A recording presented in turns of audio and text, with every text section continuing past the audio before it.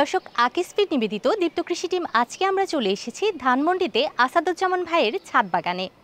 জানার চেষ্টা করব তিনি কিভাবে এই ছাদ বাগান করছেন, কিভাবে এর পরিচর্যা করছেন, কত প্রজাতির গাছ রয়েছে এবং প্রাসঙ্গিক তথ্য।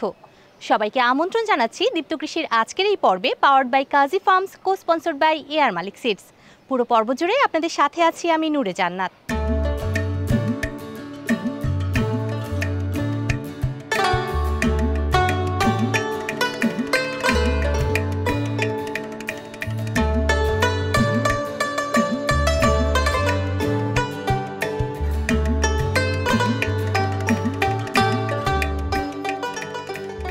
দর্শক, আমাদের সাথে এই মুহূর্তে আছেন আসাদুজ্জামান ভাই, আমরা তার সাথে কথা বলবো। ভাইয়া কেমন আছেন?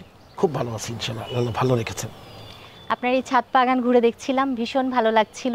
কতদিন হয় আসলে আপনি এই ছাদ বাগান শুরু করেছেন? আমি আসলে এখানে শুরু করেছি, আমরা শিক্ষকরা যখন উঠেছি 2009-এর শেষের দিকে, তারপরে 10-এর শুরু থেকে মূলত শুরু করা, আমার কয়েকটা গাছ দিয়ে শুরু করা। তো যখন গাছ দিয়ে শুরু করলাম, ভাবলাম যে আমার যেহেতু আম খুব পছন্দ, আম দিয়েই শুরু করি। তখন আমি হিমসাগর আম, ল্যাংড়া আম, তারপর মিয়াজাকি আম, এগুলো দিয়েই মূলত শুরু করেছি। সাথে দুটো লেবু গাছ ছিল। তারপরে তো কিছু কিছু গাছ বাড়তে থাকলো। আসলে এই ভবনটা তো 6তলা, তো আমার যেহেতু 6তলাতে টপ ফ্লোরে, তো যেহেতু গরম লাগা শুরু হলো, দেখলাম যে না ভালোই গরম লাগে, তখন ধীরে ধীরে একটু গাছের সংখ্যা একটু বাড়ালাম। মাটি প্রস্তুতকরণটা আসলে আপনারা কিভাবে করেন? মাটি প্রস্তুতটা আসলে যেটা হয় যে আমরা আপনার ভাবি যে কাজটা করে, যে সবজিগুলো হয়, তারপরে ডিমের যে খোসাগুলি হয়, চা পাতা যেগুলো হয়, সেগুলো আমরা একটা ড্রামের ভিতরে বা বস্তার ভিতরে সেগুলোকে জমাই। আচ্ছা, পচান সেগুলো? হ্যাঁ, পচাই। সেটা এটা এখন যখন আমরা মাটি যখন আমরা নিয়ে আসি, নিয়ে আসার সাথে সাথে তার সাথে কিছু পটাশ সার, কিছু জৈব সার, কিছু বার্মি কম্পোস্ট, এবং এই যে বাসায় বানানো যে সারটা, যেটা জৈব সার, এই সারটাকে মিশিয়ে আবার কয়েকদিন রাখি। আচ্ছা, কয়েকদিন রাখার পরে যখন সেটা মাটির সাথে একটু মিশে যায়, তখন গাছ লাগালে দেখা যাচ্ছে যে গাছ দ্রুত বড় হচ্ছে, ফলগুলো বড় হচ্ছে এবং গাছও বেশ তরতাজা থাকে, স্বাস্থ্যবান গাছ থাকে। আচ্ছা ভাই, এই ছাদটা আসলে কতটুকু জায়গার উপরে? ভবনটা 6 কাঠা জমি। এখানে যারা আছেন সবাই আমাদের বীরশ্রেষ্ঠ মুন্সি আব্দুর রউফ পাবলিক কলেজের শিক্ষকরা মিলেতেই মূলত 2010-এ গিয়ে আমরা 9 ডিসেম্বর শেষের দিক থেকে আমরা উঠা শুরু হয় আর কি। আচ্ছা, এই যে আপনি ছাদ বাগান শুরু করলেন, এরপর এই ভবনের অন্যান্য যে বাসিন্দারা ছিল তাদের আসলে ফিডব্যাকটা কি ছিল? তাদের ফিডব্যাকটা প্রথমে সবাই যেটা ভাবতো যে ছাদ বাগানে তো আসলে অনেক খরচ, মেইন কথা হচ্ছে যে ছাদ বাগান করতে গিয়ে অনেক খরচ পড়ে। তারপরে এটা দেখাশুনো করা, সার দেয়া, পানি দেয়া, এরকম অনেকগুলো, যে তারপরে আগাছা পরিষ্কার করা, এবং অনেকের ধারণা থাকে যে ছাদ বাগান করলে হয়তো ছাদ ড্যাব হওয়ার সম্ভাবনা থাকে, এরকম অনেকের ধারণা থাকে। তো সেই জায়গা থেকে তারা কি আসলে আপনাকে অ্যালাউ করলো, বা আপনি তাদেরকে কিভাবে রাজি করালেন, বা তারা কি উদ্বুদ্ধ হলো? হ্যাঁ, উদ্বুদ্ধ হয়েছে বলেই তো আজকে ছাদ বাগানটা বড় হয়েছে। ভাইয়া, এই যে ছাদ ড্যাব হয়ে যাওয়ার যে সম্ভাবনা থাকে একটা ব্যাপার, আর হচ্ছে ছাদে পানি জমে অতি বৃষ্টির ফলে, এই দুটো ব্যাপার আসলে কিভাবে আপনি হ্যান্ডেল করছেন? কেউ যদি বলে যে গাছের জন্য ছাদ ড্যামেজ হয়, আসলে কিন্তু তা না। জিনিস হচ্ছে ছাদের ভিতরে আপনার পানি জমে থাকে কিনা, সেটা নিষ্কাশনের ব্যবস্থা আছে কিনা। ধরেন যে ছাদে গাছ নাই, সেই ছাদও তো পানি জমে থাকলে ড্যাম হবে, এবং কয়েক বছর পর পর ছাদটাকে রিপেয়ার করতে হয়, সিমেন্ট দিয়ে করতে হয়। আপনি যদি গাছ লাগান, বরং সেটা আরো ভালো, কেন শুধু পানি যাওয়ার ব্যবস্থাটা থাকলেই হলো, আপনার গাছের জন্য ছাদ নষ্ট হয় না। ব্যবস্থাটা থাকলেই ছাদ সুরক্ষিত থাকবে। ছাদটা আপনি গাছ লাগিয়েছেন, পাতা পড়েছে বা অনেক কিছু পড়েছে, আপনি সেটা পরিষ্কার করতে হবে। ভাই, এই ছাদ বাগান যে আপনি করছেন, এটার পরিচর্যাটা আপনি কিভাবে করছেন? কয় বেলা পানি দিতে হচ্ছে? বা পানি নির্ভর করছে, যদি আপনার বৃষ্টি হয় তাহলে তো পানি দেওয়ার দরকার নাই। এটা নির্ভর করে আপনার মাটির আর্দ্রতার উপরে। আপনি যদি দেখেন যে মাটি ভেজা, তাহলে আপনার পানি দেওয়ার দরকার নেই। কিন্তু যদি দেখেন যে আপনার প্রচণ্ড রোদ্রে আপনার মাটিটা শুকিয়ে গিয়েছে, তার উপরে কখনো কখনো সকালে, আর বিশেষ করে যখন ফলের মুকুল আসে, তখন একটু পানি বেশি দিতে হয়। আর সবজি বাগানে খুব বেশি পানি দিতে হয় না, বেশি পানি দিলে সবজি বাগানটা নষ্ট হয়ে যাবে, এটা মরে যাবে। ভাইয়া, অনেকেই হয়তো ছাদে আসলে ফল বাগান করে বা ফুলের বাগান করে, আপনার মশলার প্রতি এত ঝোঁকের কারণ কি? মশলার প্রতি আসলে ঝোঁকের কারণ হচ্ছে যে, যেমন আমি তেজপাতা, ঠান্ডার দিনে বেশি করে তেজপাতা লাগে, দারচিনি লাগে, মূলত সেখান থেকে আমি তেজপাতা গাছ লাগিয়েছি। দারচিনি গাছটা সেখান থেকে, তো আমি সেখানে যেহেতু এটা ব্যবহার হয় প্রতিনিয়ত সেখানে, তো তারপরে গিয়ে আমি ভাবলাম যে আচ্ছা, আমি যদি লবঙ্গ চারা লাগানো যায় কিনা একটু দেখি, সেটা গোলমরিচের চারা, গোলমরিচের চারা লাগানো যায় কিনা। পরে আমি অবশ্য কি করেছিলাম, আমি বেশিরভাগ যেহেতু রেড টিটা পছন্দ করি, দেখলাম যে আপনি যদি দারচিনি, আপনার কিন্তু সরাসরি দারচিনি দরকার নাই, আপনি যদি একটু দারচিনির পাতা নেন, একটু তেজপাতা নেন, তাতেই হয়েছে। সেখানে যদি আপনি চা বানান, দেখবেন যে অসাধারণ টেস্ট হবে তার সাথে। যদি আমি যখন এখানে গাছ লাগিয়েছি, আপনি সকালবেলা যখন আসবেন, আমি যখন গাছে পানি দেই, দেখবেন যে কোথা থেকে যেন টুনটুনি পাখি চলে আসে, শালিক পাখি চলে আসে। এবং এই যে পাখিদের বিচরণ, আপনি নর্মালি যে ছাদে দেখবেন যে গাছ নাই, সেখানে কিন্তু কোনো পাখির আনাগোনা নাই। পাখি আমাদের বাস্তুসংস্থানে আসলে রাখছে, এটাই তো ভালো লাগে। আপনি যখন এখানে আসবেন, যখন দেখবেন যে আপনার প্রকৃতি, যদি তাদেরও তো বাঁচতে হবে, আসলে পাখিদের খাবার কোথায় থেকে আসবে। সেখানে দেখা গেল যে আমার যদি 10টা ফল হয়, সেখানে যদি পাখিতে যদি একটা ফল খায়, আমার তো খারাপ লাগে না, বরং আমি যখন পাখিদের উড়াউড়ি দেখি, পাখিদের ডাক শুনি, আমার কাছে খুব ভালো লাগে। এবং বিভিন্ন পোকামাকড় তো আসলে পরাগায়নেও সাহায্য করে, পরাগায়নে সাহায্য করে। এবং ওই যে গাছে যে অতিরিক্ত যে পোকা হয়, তখন কিন্তু পাখিতে আমাকে সেখান থেকে গাছকেও কিন্তু রক্ষা করছে। একদিকে পরিবেশগত, একদিকে আমার গাছেরও উপকার হচ্ছে।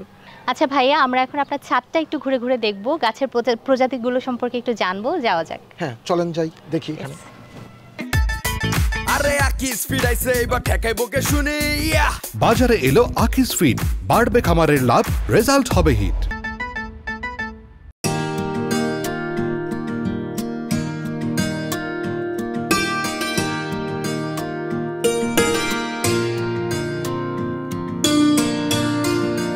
দর্শক দেখতে পাচ্ছেন আমার হাতে কি বড় বড় সাইজের আম। ভাইয়া, এটা কি জাতের আম?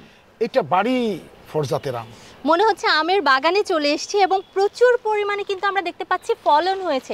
পাশে আরো একটি জাত দেখছি, এটা বোধহয় মিয়াজাকি, তাই না ভাইয়া? এটা মিয়াজাকি আম, এটা মিয়াজাকি আম। আপনারা দেখতে পাচ্ছেন এই আমটা কিন্তু সবুজ এবং অনেক বড়, এবং এই আমটার কালার দেখেন মিয়াজাকি একদম লাল, এটা আরো লাল হবে, এটা আরো লাল হবে একেবারে, পাকলে বোধহয় আরো লাল হয়, তাই না? ভিতরে আরেকটা পাকা আম আছে, আমরা যদি একটু দেখাই আপনাদেরকে একটু। এই যে এটা আস্তে আস্তে এই যে লালটা চেঞ্জ হচ্ছে, এরকম এই যে লাল হবে, আস্তে আস্তে আরো বেশি লাল হবে। এইটা হচ্ছে আপু থাই জাম্বুরা, আর এটা হচ্ছে আমাকে থাই মালটা। এখানে একটা পাকা থাই মালটা, তাই না? হ্যাঁ হ্যাঁ, ওই যে নিচের পাকা একটা আছে। এই জাতটাও আপনি কোথা থেকে সংগ্রহ করেছেন? ওই ইসে থেকে, নার্সারি থেকে। এই যে এটা হচ্ছে কাগজি লেবু, একদম কাগজি লেবু। এটা ঘ্রাণটাই কিন্তু প্রচুর সুন্দর এবং মিষ্টি, তাই না? হ্যাঁ, এটা অসাধারণ। শুনলেই মনে হয় যে আচ্ছা, এটা দিয়ে একটু শরবত বানিয়ে খাওয়া যাক। আর এটা দেখতে পাচ্ছি থাই জাম্বুরা, এটা জাম্বুরা, তাই বলছিলাম, থাই জাম্বুরা। এখানে আরো একটা প্রজাতি দেখতে পাচ্ছি, এটা কি? এটা হচ্ছে আনার। এই যে আনার, এই যে লাল রঙের, এটা থেকে কি এখন পর্যন্ত ফল পেয়েছে? হ্যাঁ, এর আগে আমি ফল পেয়েছি, ফল পেয়েছি। আর এই পাশে আমের আরো একটা জাত দেখতে পাচ্ছি, এটা কি জাত ভাইয়া? এটা হচ্ছে কাটিমন, এটা 12 মাসি। দেখেন এখানে একটু উপরে দেখি আমরা, এই যে এখানে কিন্তু অলরেডি মুকুল কিন্তু আরো আসতেছে, আবার নতুন করে আসছে। মানে এটা সারা বছরই হতে থাকে। হ্যাঁ, ফল হতে থাকে, আবার মুকুল হতে থাকে, ফুল হতে থাকে, তাই না? এদিকে আবারও একটা কাগজি লেবু। হ্যাঁ হ্যাঁ হ্যাঁ হ্যাঁ। এইটা কি গাছ ভাইয়া? এইটা হচ্ছে কমলা গাছ, কিন্তু ওই যে এখনো আসে নাই, এটা জাম্বুরা গাছ। আর এই আমটা পালমাল, এইটা কিন্তু প্রায় 1.5 কেজি সাইজের হয়, অনেক বড় সাইজের পালমাল আম। এটা কিন্তু অনেক বড় সাইজের হয় একেবারে। হ্যাঁ, এখানে দেখতে পাচ্ছি অনেক বড়, আর পাকলে বোধহয় আরো বড় হবে। হ্যাঁ, পাকলে কিন্তু খুবই সুস্বাদু একটা আম, একদম খুবই মিষ্টি এবং সুস্বাদু। কাগজি লেবু দেখছি এই পাশে। এইটা কি গাছ ভাই? এটা হচ্ছে একেবারে কালো যে বড় বড় জাম হয়, কালো জাম। হ্যাঁ, কালো জাম। এটা হচ্ছে ওই যে বৃষ্টি যখন হবে আর কিছুদিন পরে আসবে। আর এই যে এটা দেখতে পাচ্ছেন, এটা হচ্ছে কিন্তু এই যে এটা আপেল। হ্যাঁ, আপেল, রাইট, সবুজ আপেল, তাই না? প্রচুর পরিমাণে ভ্যারাইটি দেখতে পাচ্ছি। আপনি বাগানে সব ধরনের ফলই আসলে রাখার চেষ্টা করেছেন। আমি চেষ্টা করেছি। এই গাছটা কিন্তু সব জায়গায় আপনি পাচ্ছেন না, কারণ এটা হচ্ছে করসল, আর পাতা আপনারা ক্যান্সার প্রতিষেধক পাতা হিসেবে পরিচিত, প্রতিষেধক হিসেবে ব্যবহার হয়। হ্যাঁ, তাই ভাবছি। সেটাই। এই গাছটি আপনি সংগ্রহ করেছেন কোথা থেকে? ওই যে রাজশাহী থেকে আমি নিয়ে এসেছি, বহু কষ্ট করে সংগ্রহ করে এখানে পেয়েছি। রাজশাহী থেকে? হ্যাঁ, এখানেও দেখতে পাচ্ছি, এটা তো বোধহয় মিয়াজাকি। হ্যাঁ, এটা মিয়াজাকি আম। আর এই যে যেটা দেখতে পাচ্ছেন, এটা হচ্ছে আমাদের এই যে সফেদা হয়ে আছে। দর্শক দেখতে পাচ্ছেন, সফেদা কিন্তু অনেকগুলো হয়ে আছে এবং ভালো পরিমাণে হয়েছে, এবং প্রচন্ড ফুলও আছে, অনেক ফুলও হয়ে আছে প্রচন্ড পরিমাণে।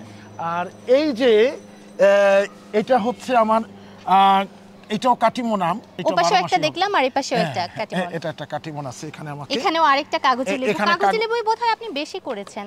কাগজি লেবু হচ্ছে কি সারা বছর হয়, এটা এবং এটা টেস্টি, সুস্বাদু, শরবতে তো অসাধারণ লাগে এই কাগজি লেবুর শরবত। আর এই পাশে আরো একটা, এই যে লেবু গাছটা দেখতে পাচ্ছেন, এই লেবু গাছটা কিন্তু লেবু কিন্তু অনেক বড় বড় হয়, আর সারা বছরের এই যে মরিচ কাঁচা মরিচের যে চাহিদা এটা এখান থেকেই পূরণ হয়। হ্যাঁ, আর এই যে এই গাছটা দেখতে পাচ্ছেন এটা হচ্ছে শরীফা গাছ।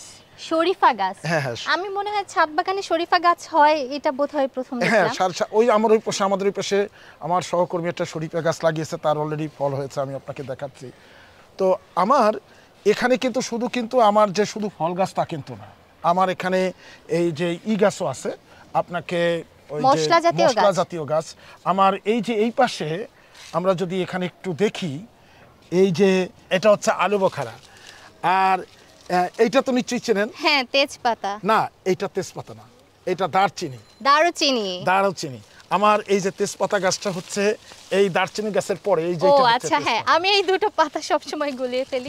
একই রকম, আমি একটু ছিঁড়ে দেখাই দর্শকদেরকে। অবশ্যই তেজপাতা এবং দারুচিনি। তেজপাতাটা হচ্ছে একটু সরু হচ্ছে এবং দারুচিনি পাতাটা একটু বড় হচ্ছে, এই হচ্ছে তফাৎ।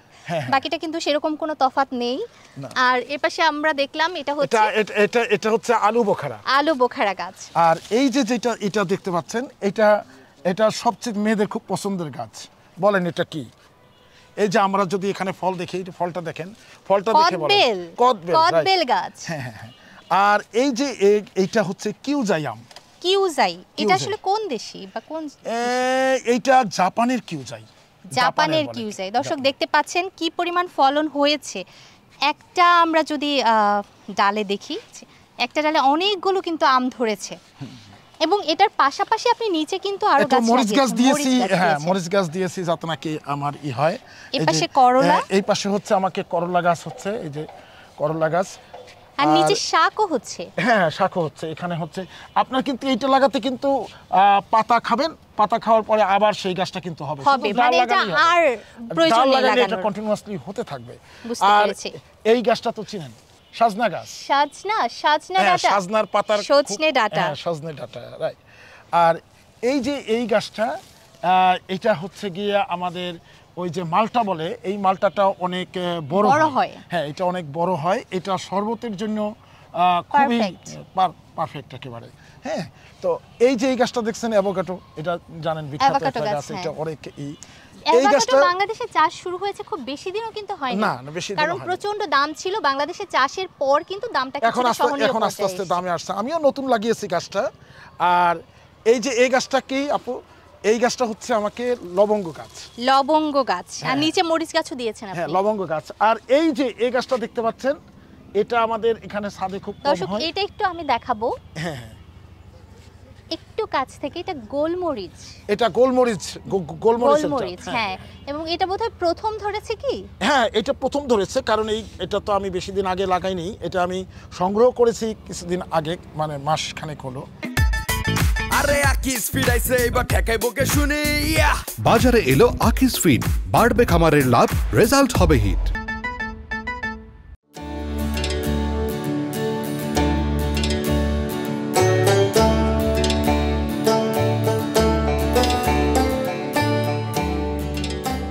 চায়না থ্রি লিচু। কি পরিমাণ ফলন হয় এটা? গতবার হয়েছে, কিন্তু এবারে বৃষ্টির যেহেতু কম হয়েছে। আর ওই পাশে কিন্তু আমার কিন্তু জামরুল আছে, এটা সারা বছর। জামরুলের ফুলও দেখতে পাচ্ছি আমরা, আর প্রচুর পরিমাণে ফলের রো ধরে আছে, যেটা ফল হবে, তাই না? হ্যাঁ, এটা আরো বড় হবে। হ্যাঁ, এটা আরো বড় হবে, এইগুলো বড় হবে। আর এই পাশে দেখতে পাচ্ছি আমরা ড্রাগন। হ্যাঁ, ড্রাগন, আমাদের প্রচন্ড ড্রাগন হয় এখানে। মানে আপনি আপনার জায়গাটা পুরোটা ইউটিলাইজ করার চেষ্টা করেছেন, কোথাও একটু বাকি রাখেননি, যতটা সম্ভব। আমরা দেখতে পাচ্ছি এখানে প্রচুর পরিমাণে শাক এবং এখানে বেগুন। হ্যাঁ, সবজি চাষটা বোধহয় এই পাশেই করা হয়েছে, তাই না? হ্যাঁ, ওই পাশেও আছে, ওই পাশেও কিছু আছে। এখানে অন্যান্য আমার যে সহকর্মীরা যারা আছে তারাও লাগিয়েছেন। এই শাকটা, এটা হচ্ছে কুমড়া শাক। আমি বেসিক্যালি শাকটা খেতেই বেশি পছন্দ করেন, সেজন্য এটা কর। হ্যাঁ, এইটা হচ্ছে গিয়ে কালো আঙ্গুর। আমি নতুন এটা লাগিয়েছি। এই একটা জাতি এখানে আছে, এখানেই একটা জাতি আছে। এটা টেস্ট করছি যে যদি হয় তখন আমি লাগাবো। আর এই গাছটা, এটা হচ্ছে আমলকি গাছ। আর এই পাশে আমার এই যে ফুল গাছ, এই যে জবা ফুল, এখানে এই যে আম্রপালি আমও কিন্তু বেশ ভালো হয়েছে দেখতে পাচ্ছি। হ্যাঁ। পেয়ারা গাছ, হ্যাঁ, মরিচ পেয়ারা গাছ, হ্যাঁ, মানে এটা আপনি তো খুব সুন্দরভাবে যে যত পরিমাণ শুধু আসলে গাছ ছাদটাতে রাখা শুধু যায়। আমার একার না, সব মানে আমার কলিগরাও এখানে আছেন। আমার এখানে প্রায় 44-45 ধরনের গাছ আছে। 44-45 জাত প্রজাতির গাছের এবং গাছ সবই আছে। খুব ভালো ফলছে, মানে কোনোটাই এমন নেই যে ফলেনি এখন না, পর্যন্ত। এরকম হয় না, কখনো কখনো হয়তো আবহাওয়ার কারণে কখনো কখনো একটু কম হচ্ছে, কখনো কখনো একটু বেশি হচ্ছে। আমাদেরকে যদি একটু বলেন যে এই যে ছাদ কৃষি করছেন, রোগবালাই তো হয় গাছপালার, হ্যাঁ, সেগুলো রোগবালাই তো কিভাবে হয়। আসলে ট্যাকেল করেন? সেটা হচ্ছে মানে রোগের ধরন দেখে আপনার গাছের পাতা, ফলের যে ত্রুটি, গাছের ত্রুটি, সেটা দেখলে আপনি বুঝতে পারবেন কি ধরনের সমস্যা হয়। আপনি ওই যে যেখানে নার্সারিতে গিয়ে আপনি যদি বলেন, তাহলে কি হবে, ওই অনুসারে তারা কীটনাশক দিয়ে দেবে। আমার এখানে অবশ্য কৃষি অধিদপ্তর থেকে যারা অফিসার আছেন তাদেরকে আমি ইনভাইট করেছিলাম যে আমার কি প্রবলেম হচ্ছে। তারা আমাকে সেই অনুসারে কয়েকদিন আগেও এসেছিলেন, তারা আমাকে উপদেশ দিয়ে গেছেন যে স্যার এই রোগটা হলে যদি আপনি দেখেন পাতা হলুদ হয়ে যাচ্ছে, তাহলে যদি দেখেন যে ফল হচ্ছে না, তাহলে আপনি কি করবেন, খৈল পচিয়ে দিবেন, তাহলে দেখবেন যে আপনার এটা আরো ভালো হবে। তারা আমাকে যে পরামর্শ যেটা দিয়েছে সেই অনুসারে আমি কীটনাশক ব্যবহার করব যখন আমাকে হবে। আমি পাতার অন্যান্য যদি কোনো খাদ্যের যদি অভাবের কারণে হয়, সেই ক্ষেত্রে প্রয়োজনীয় খাদ্য যদি আপনি দেন, তাহলে মানে যে ধরনের সমস্যা হবে সমস্যা অনুযায়ী আসলে সমাধান হবে। এখন ঢাকা শহরে তো আসলে ছাদ কৃষি প্রচুর পরিমাণে বেড়ে গেছে আমরা দেখছি, এটার কি কারণ হতে পারে বলে আপনি মনে করেন? এটা দুটো কারণ। একটা হচ্ছে যে মানুষের সময় কাটানোর একটা ব্যাপার আছে, আর একটা হচ্ছে যে বাজারে যে পরিমাণ দেখা যাচ্ছে যে অল্প জায়গাতে বারান্দাতেই ইচ্ছে করলে ছাদ কৃষি করা যাচ্ছে। যেমন আমি যদি একটা মরিচ যদি আমার একটা বারান্দায় লাগানো যায়, তাহলেও কিন্তু হয়ে যাচ্ছে। অর্থাৎ জিনিসটা হচ্ছে যে এরকম মানুষ উৎসাহিত হচ্ছে যে যখন পরিমাণ অল্প কিন্তু সেটার স্বাদ সেটা আলাদা, সে সময়ও কাটাতে পারছে, তার শাকসবজির চাহিদাও মেটাতে পারছে, এবং দেখা যাচ্ছে যে 12 মাসি যে গাছগুলি আছে সেগুলো দেখা যাচ্ছে যে আপনার সেই ফলগুলো বাজারে অ্যাভেলেবল না, আপনি আপনার ছাদ থেকে কম হলেও কিন্তু আপনি সেগুলো পাচ্ছে। এই জন্য মানুষ আসলে উৎসাহিত হচ্ছে। ভাইয়া, আরও একটা বিষয় জানতে চাই, অনেকেই আছে যে ছাদ কৃষিটাই আসলে চারা বিক্রি করছে ছাদ কৃষি থেকেই। আপনার কি এই ধরনের কোনো পরিকল্পনা আছে যে এটা আপনি আরো বাড়াবেন বা বর্ধিত করবেন? না, আমার এখনো আসলে বাণিজ্যিকভাবে যাওয়ার এখনো পরিকল্পনা আমি করি নাই। তবে আমার এই এত বছরের অভিজ্ঞতাতে একটা জিনিস দেখেছি যে একটা গাছ হলে সেখান থেকে আমি যদি কলম করি, তাহলে সেই ক্ষেত্রে সেটা করা সম্ভব। এবং সম্ভব হলে তাহলে দুটো জিনিস হয়। একটা হচ্ছে যেহেতু ছাদে অনেক গাছগুলিকে অনেক বড় করা যায় না, আমি যদি সেই কলমগুলিকে করি তাহলে কি হবে, একটা হচ্ছে যে আমি যারা নার্সারিগুলো আছে তাদের সাথে কন্ট্যাক্ট করে বিক্রি করতে পারি। আমি অবশ্য কথা বলেছি, কিন্তু এখন আমার সেরকম বাণিজ্যিক কার্যক্রমটাকে আমি শুরু করি নাই। ধীরে ধীরে এরকম একটা পরিকল্পনার দিকে যাওয়ার একটা ইচ্ছা আছে যে আমার যে ছাদ বাগান করতে যে খরচ, সেখানে দেখা যাচ্ছে যে আমি যদি একটা কলম করে যদি বিক্রি করতে পারি, তাহলে আমার গাছের আকারগুলিও ঠিক থাকে। অর্থাৎ আমাদের তো কিছু ছাঁটাই করতে হয়, গাছ তো ছাঁটাই করতে হবে। আমি সেই ছাঁটাই না করে সেটা যদি কলম করে যদি ছোট করি, সেই কলমগুলিকে বিক্রি হলো, আমার কিছু খরচটা উঠে এলো। আমি এরকম একটা পরিকল্পনা আগামীতে আস্তে আস্তে করে ধীরে ধীরে ভাবছি আর কি। আচ্ছা ভাইয়া, যারা এই ছাদ কৃষি করতে চায় নতুন করে বা ভাবছে ছাদ কৃষি করবে, তাদের জন্য আপনার পরামর্শ কি থাকবে? যারা ছাদ কৃষি করতে চায় তাদের প্রথমেই যে জিনিসটা ভেবে নিতে হবে, ছাদটা যেন নষ্ট না হয়, সেটার জন্য পানি নিষ্কাশন ব্যবস্থা এবং গাছের জন্য যে পর্যাপ্ত পানির যে ব্যবস্থা, পানি দেওয়ার ব্যবস্থা, সেটা যেন থাকে। সেই সাথে সাথে যেন এরকমভাবে গাছ লাগানো হয় যে গাছের কি কি ধরনের রোগ হয় এবং কি রোগ হলে কি কীটনাশক বা ঔষধ দিতে হবে, বা কিভাবে খাদ্যের গাছের যে পুষ্টি উপাদানগুলো পূরণ হবে, ধারণা সেগুলো কিন্তু ইউটিউব থেকে নেওয়া সম্ভব। আমি যদি কৃষি অধিদপ্তর থেকে প্রশিক্ষণ নাও নিতে পারি, তারা তো ফ্রি দিচ্ছে এই প্রশিক্ষণটা, কিন্তু আমি যদি ইউটিউব দেখি তাহলে কিন্তু আমার পক্ষে সম্ভব।